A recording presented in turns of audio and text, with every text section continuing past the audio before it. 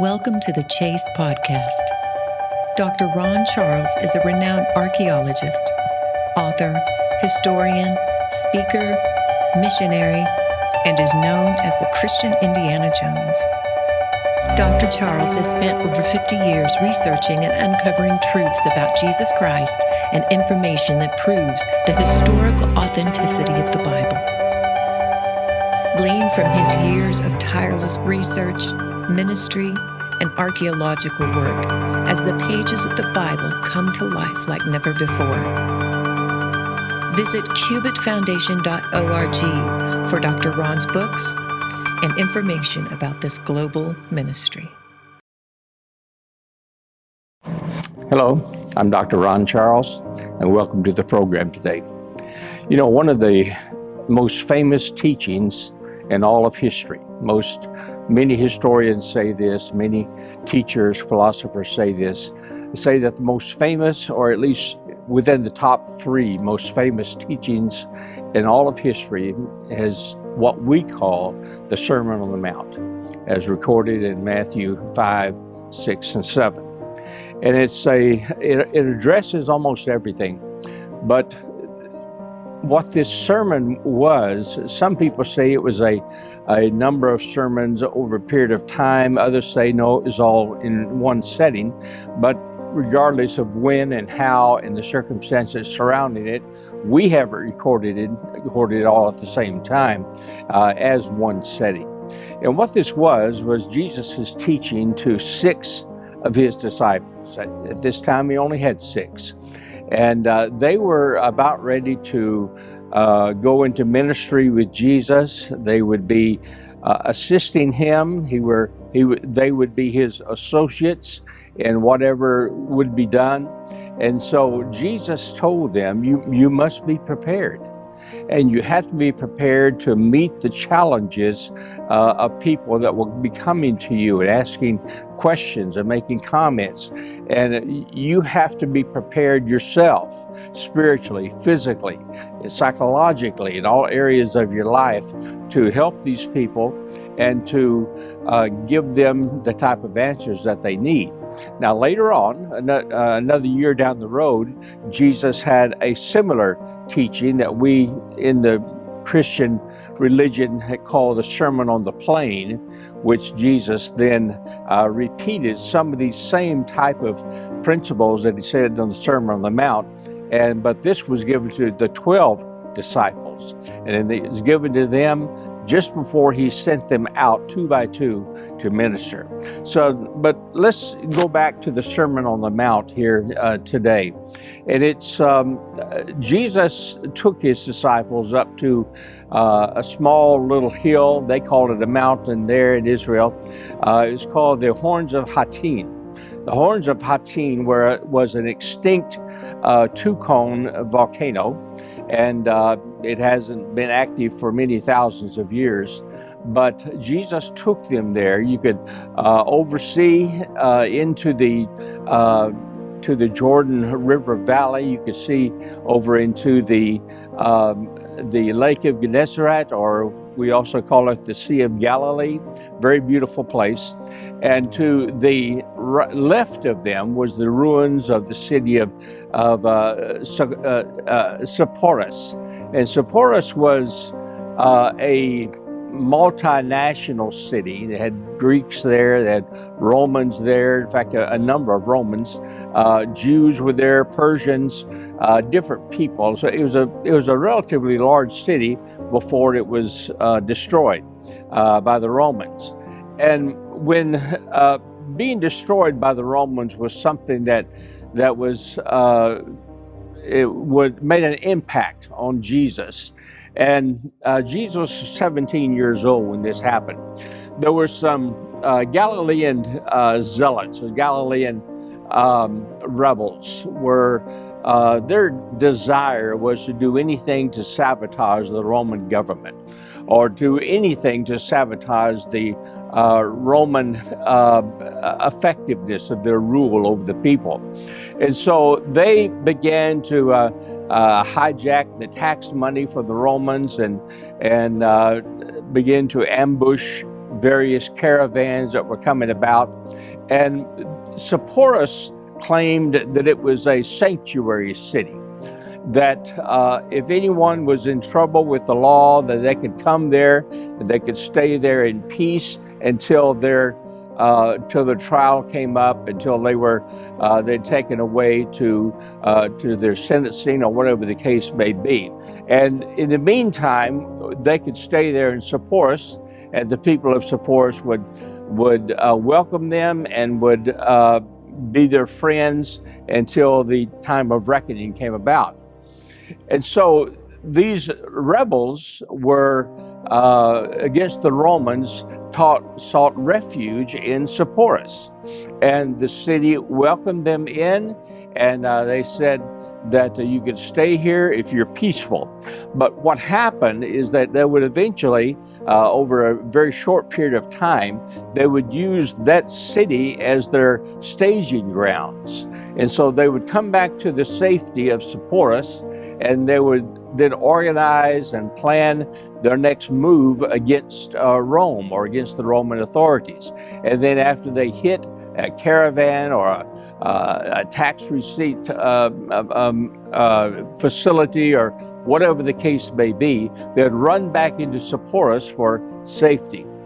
Well, the governor of that region, this is part of the Syrian province, and the Cyrenius was the governor, and he was a very ruthless man. And so he said, well, I'm going to put a stop to this once and for all.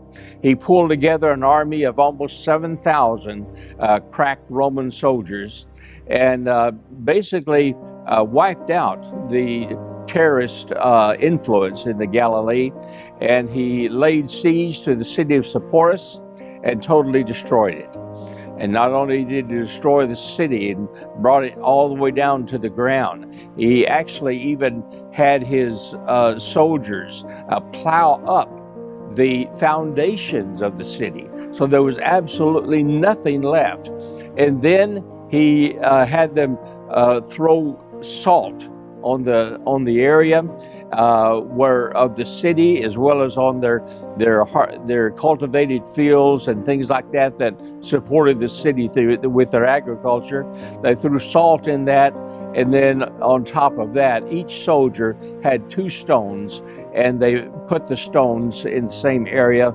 So now his desire, the governors of Rome desire, was to totally eliminate Sepphoris from memory of people in that area, to erase it from human history or from the memory of that city.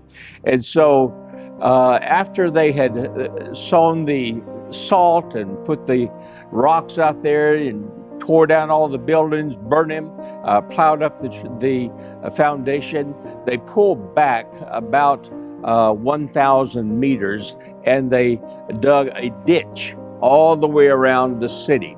The ditch was approximately 8 feet deep and approximately the same distance wide. And they put in this ditch sulfur rocks, and then they set them on fire. And so the entire region had a sulfur fire going around the clock, 24 hours a day, and was intended to never go out. And so this was going to be the total destruction of that city from that time forward, and the memory of it would be totally erased. The only thing that would be there would be burning sulfur with its toxic fumes and its poisonous fumes that were going up, and what used to be a very great city with a population of at that time probably about 60 or 70,000 people. They were all killed or sold into slavery, and the memory of that city was totally erased through the actions of the Roman governor. Well, it had been now for about 15 years. And Jesus was on the mountain of the Horns of Hattin teaching these disciples. Let's look at the 6th chapter of Matthew, and verse number 25. We'll look at that. Wherefore I say unto you, speaking to his disciples, take no thought for your life, what you shall eat, or what you shall drink, nor yet for your body, what you shall put on. Is not the life more than the meat, and the body than the raiment? Behold the fowls of the air, for they sow not, neither do they reap, nor gather into barns, yet your heavenly Father feedeth them.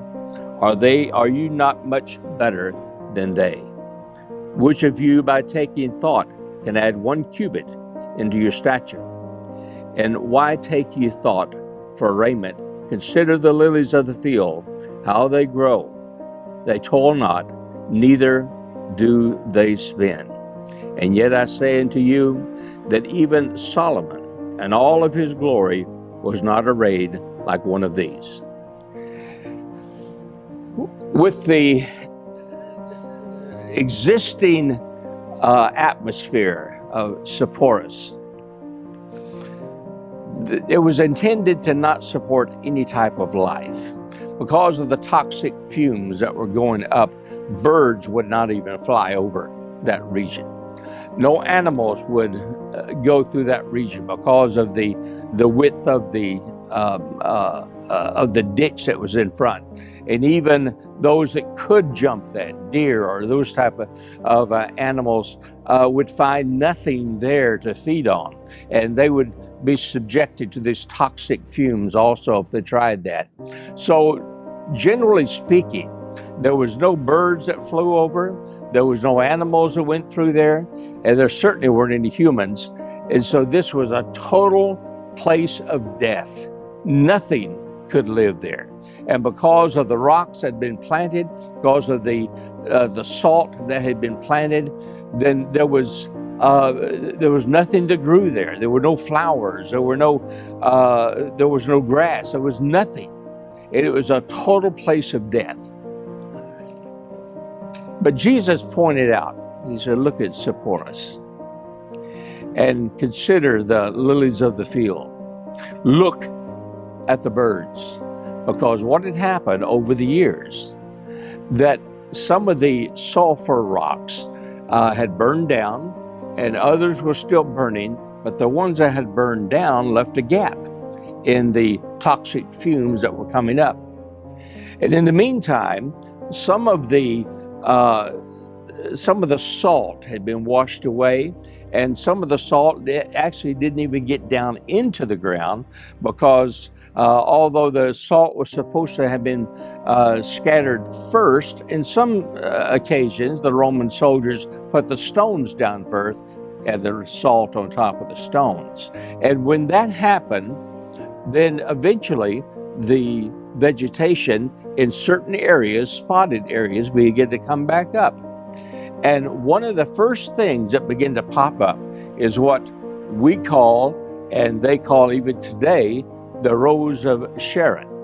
And at that time they called it the lily of the Sharon, or the lily of the valley, and the valley of the Jordan. And so those flowers begin to come up, and Jesus pointed to them, and he says, you are going to be attacked by your enemy, and your enemy is going to seek to destroy you, because it will seek to destroy me. And when they seek to destroy you, then be confident. Look at these birds that are going in and out. They're going in, they're finding seed, they're finding plants, and they fly back out without being hurt. Even in the very midst of the death, in the very midst of the poison, your Heavenly Father takes care of them and feeds them. Now look at the flowers. They weren't intended to grow there. They were intended never to have life in that region ever again. But look at them. Those flowers that were never meant to live are popping up. And not only that, They are arrayed in absolute beauty, and they are gorgeous, and it's beauty that is existing in the very midst of death, in the very midst of destruction. He says, your Heavenly Father takes care of them. The birds don't have to harvest. They don't have to sow seed. But your Heavenly Father is taking care of them even in the very midst of what was intended to be destruction and what was intended to be total and complete death.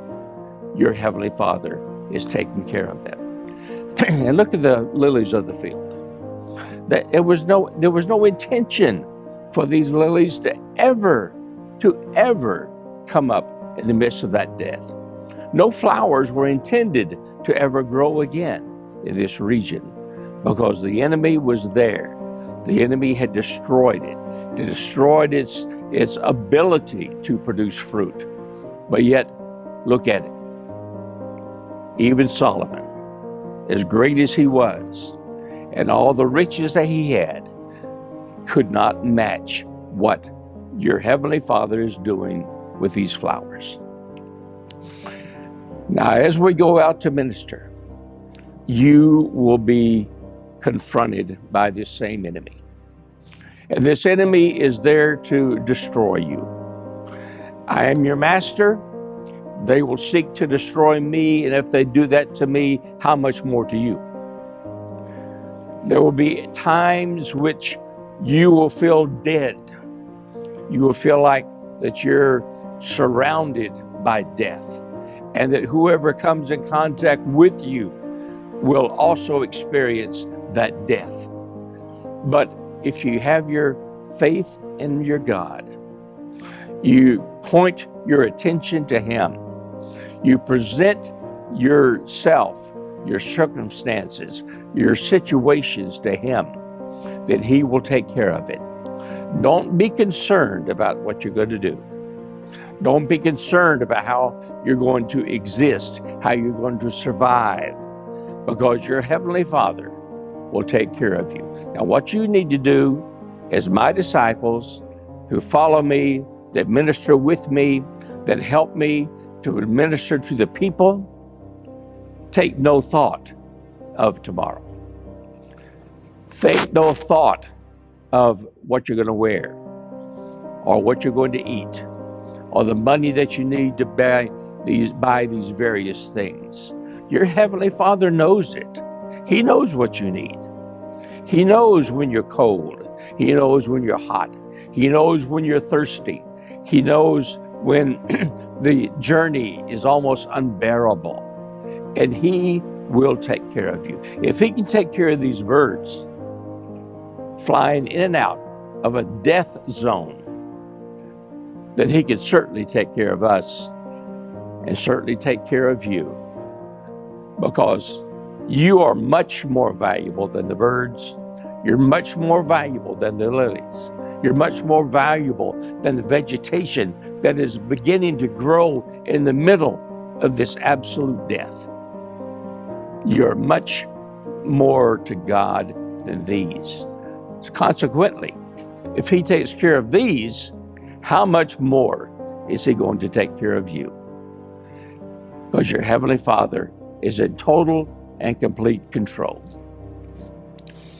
Perhaps some of you that are watching today, maybe you are feeling the same type of death and the same type of difficulties in your own life. Maybe your finances are absolute disastrous. Maybe your family life is dead, and it seems like nothing is coming out of your family or nothing is coming out of your household except poisonous gases. And perhaps everything in your life seems to be dead and falling apart. But God is not the author of death. God is not the author of destruction. He is the author of restoration.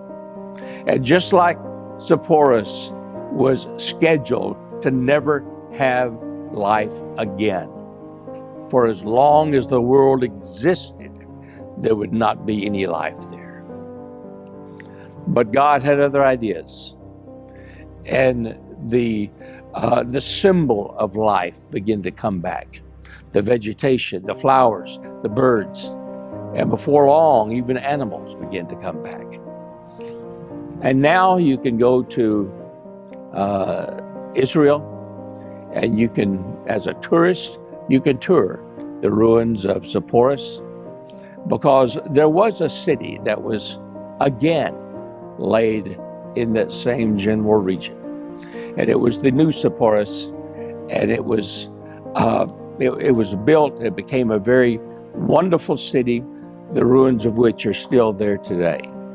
And it became a city that was known as the city of the Phoenix, is what they used to call it at the time of Jesus and at the time of the Roman occupation.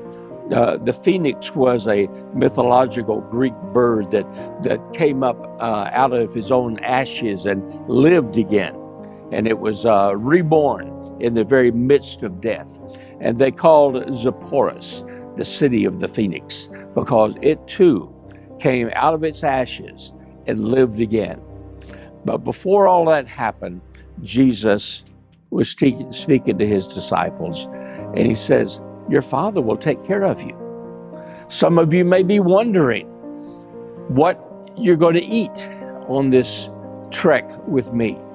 You may be wondering what happens when my shoes wear out, what happens with my clothing. How do I get winter clothing if we're dressed in summer apparel? But Jesus says, don't worry about it. Don't worry about it, because God takes care of those whom he loves, and those especially who are working for him. And so if death has consumed you, has consumed your family, death and destruction, you see no way out, then go out on your back porch or into your yard and take a look. Take a look at the grass. Take a look at the flowers. Take a look at the trees and see the birds that are up there, and they're flying. And if your Heavenly Father takes care of them, shows them where the food is so they can eat, shows them how to survive in the very midst of winter, then certainly he will take care of you. And in the very midst of that destruction of your family, of your job, of your finances, your God will come to your rescue. He will minister for you. He will put things together, and he will come to your aid on whatever is necessary and whatever is needed. He told his disciples, he says, your God knows what your needs are. Your Father knows where you hurt, how you hurt. He knows your emotions. He knows your physical makeup. He knows that you have diabetes. He knows that you have migraine headaches. He knows that you have arthritis in your limbs. He knows that you're having difficulties with your mother-in-law, with your father. He knows that you're having difficulties at work with your boss, with your working companions. He's not innocent of these things. He knows exactly what is happening. And this same God who knows is able to restore, able to give you peace in the very midst of the difficulty. Now, Sepphoris, it did have to go through destruction. It had to go through its black period. But in the midst of it, restoration came. So in your life, God may not take the difficulty away. He may not place you into an environment of absolute total peace. He may not rain dollars from heaven for your finances. But what he will do is that he will give you peace in the middle of it. And he will give you comfort in the middle of your trial, and He will make sure that restoration does come your way. And so, like Jesus told the disciples, you are His 21st century disciples today. Jesus will never again come to this earth as He did before. He'll never come as a babe. He'll never grow up in a human family. He'll never walk the hillsides preaching, ministering, healing. He'll never do it again. He has given that privilege to us, His 21st century disciples, to you, if you're a believer in Jesus. And so He'll take care of you. And you are just as much of a disciple as these are, and He took care of them. So trust Him to do the same for you. Hi, I'm Dr. Ron Charles of the Cubit Foundation. You know, we've been in Middle East for going on 30 years. And I would love to come to your church or your meeting to let you know what's happening in reality in the Middle East. And we'd love to come there and let you know what's happening, what the Lord's doing in that part of the world. So if you can contact us at thecubitfoundation.org, then we could come to your place. And if you would like to find out more about us, then go to www.cubitfoundation.org. Thank you.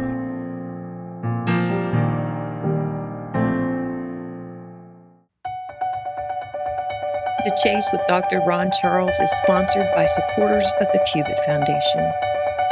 Visit cubitfoundation.org for Dr. Ron's books and discover how you can support this global ministry.